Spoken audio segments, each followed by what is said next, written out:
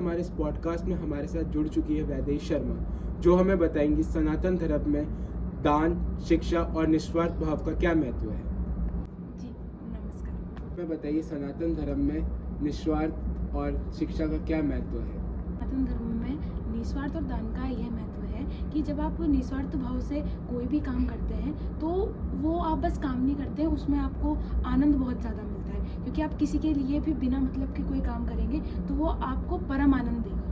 और इसकी शिक्षा जब इंसान को मिलती है तो वो अपने जीवन में कुछ इस तरह उतारता है कि उसके जीवन की हर एक जो मुश्किल होती है वो हल हो जाती है। वैदे, आप हमें ये बताइए सनातन धर्म में ऐसे कौन से ग्रंथ और शास्त्र हैं जो दान और निस्वार्थता की ओर आकर्षित करते हैं व्यक्ति को। देखिए, सनातन धर्म में अपने कुछ पुराण हैं, जैसे कि महाभारत, उपनिषद, जो कि हमें बताते हैं कि दान और निस्वार्थ भाव व्यक्ति के जीवन में कितना जरूरी है और ये हर एक के जीवन में होना चाहिए। दान का मतलब वो होता है कि आप जब वो खुद की कोई भी ज़रूरत जो होती है उसको अनदेखा करके और कोई चीज़ किसी को दान कर दे, किसी गरीब को, जब वो चीज़ आपके पास भी कम हो तब भी आप खुद की ज़रूरत को अनदेखा करके किसी को वो चीज़ दे रहे हैं उसकी ज़रूरत पूरा करने के लिए, तो वो दान कहलाता है। और निस्वार्थ भाव तो हमारे सनातन धर्म में ये कहा गया है कि निस्वार्थ भाव का मतलब होता है कि आप कोई भी अपनी ज़रूरत ना देख के और आपका कोई भी उसमें फ़ायदा ना देख के किसी को कुछ देते हैं या उस भाव से किसी के लिए कुछ करते हैं, तो वो निस्वार्थ भाव कहलाता है, क्योंकि उसमें आपका कोई स्वार्थ नहीं होता। इसलिए इन दोनों ही चीज़ों का इतना महत्व है कि जब ये दोनों चीज़ें आप अपने जीवन में अपनाते हैं तो आपका जीवन आनंद से भर जाता है। वैदे, मेरा आपसे अगला सवाल है, सनातन धर्म में मोक्ष को प्राप्त करने और निस्वार्थता का क्या संबंध है।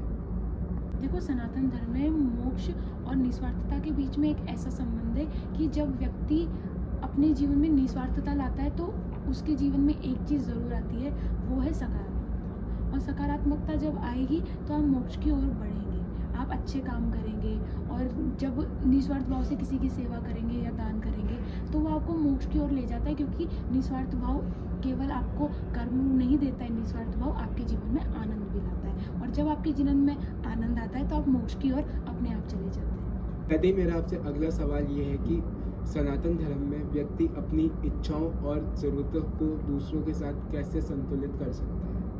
देखो, व्यक्ति जीवन में खुद की इच्छाएं और दूसरों की ज़रूरतों को कुछ ऐसे संतुलित कर सकता है कि जैसे आप मान लीजिए कि आप खुद की भी इच्छाएं पूरे कर रहे हैं और दान धर्म साथ में कर रहे हैं, तो आप दूसरों की ज़रूरतें भी पूरी कर लेंगे और खुद की इच्छाएं भी कर लेंगे। ऐसा नहीं है कि जीवन में बस आप इसीलिए कर्म कर रहे हैं क्योंकि आपको खुद की इच्छाएं पूरी करनी है। कभी कभी आप दूसरों की ज़रूरतें पूरी करेंगे तो आपकी खुद की इच्छाएं खूबखूब पूरी हो जाएंगी। तो मेरा अगला सवाल ये है, सनातन धर्म में जो दान और निस्वार्थता है जो दूसरे धर्मों से क्या अलग बनाती है।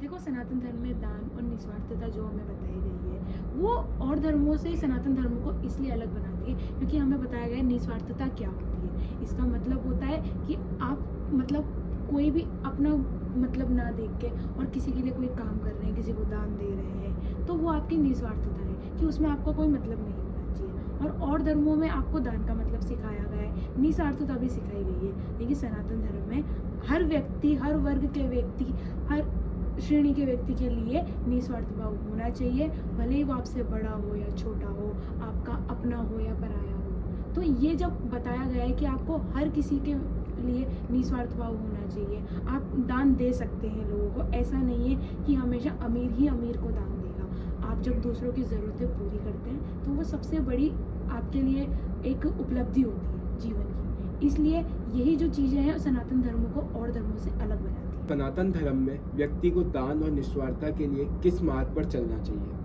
दान और निस्वार्थ भाव के लिए हमें एक ऐसे मार्ग पर चलना चाहिए जैसे कि धर्मयोग, भक्ति योग, राजयोग। जैसे कि अभी कर्मयोग में हमें बताया गया है गीता के 30वें अध्याय में कि आप अपना कर्म करिए बिना कुछ सोचे और बिना कोई फल की इच्छा करें। जब आप अपना कर्म बिना कुछ इच्छा के करेंगे तो वो व्यक्ति के जीवन में ये लाएगा कि आप कोई भी चीज़ अगर बिना इच्छा के करेंगे तब भी आप उसको 100% दे के कर सकते हैं, जो कि आजकल के लोग नहीं करते हैं। और दूसरा ये है कि निस्वार्थ भाव से ईश्वर को चाहना चाहिए।